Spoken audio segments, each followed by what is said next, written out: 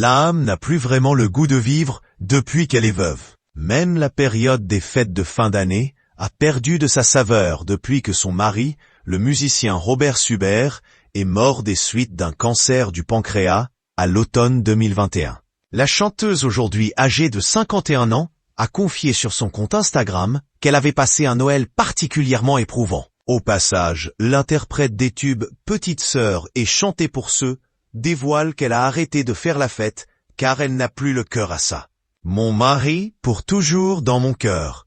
J'ai passé un Noël très triste, donc y a rien de joyeux. Et je ne fais plus la fête, c'est du passé tout ça.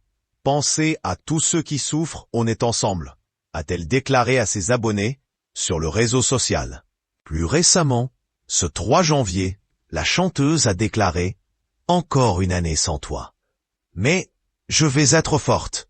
Une publication partagée par l'âme officielle, @l'âme officielle.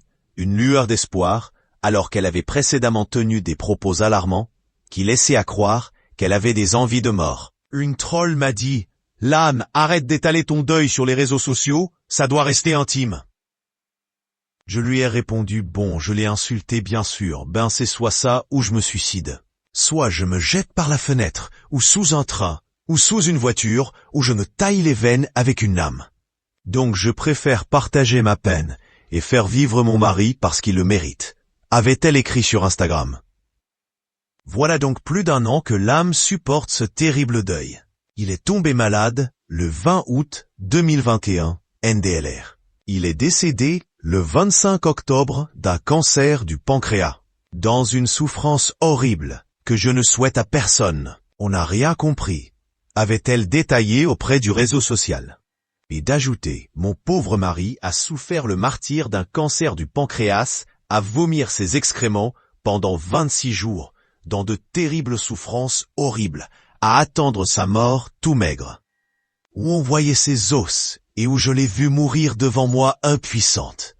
Une publication partagée par l'âme officielle, @l'âme officielle, sa veuve l'a décrit comme un super artiste underground de Paris à New York, à Los Angeles, des grandes années 80 et 90. Comment la chanteuse a-t-elle rencontré le DJ?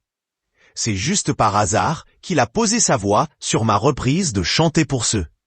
On était heureux qu'il accepte. Et ensuite, il s'est occupé de moi dans le business, avait-elle détaillé sur Instagram. L'interprète de Chanter pour ceux avait épousé Robert Subert en 1996.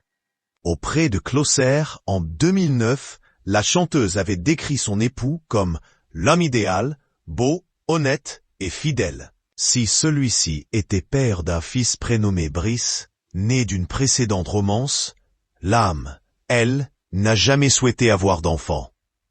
J'adore les enfants, mais je trouve qu'il faut avoir du courage pour en faire aujourd'hui. Il y a tellement d'enfants malheureux que je préfère m'occuper d'enfants malheureux, expliquait-elle à Non-Stop.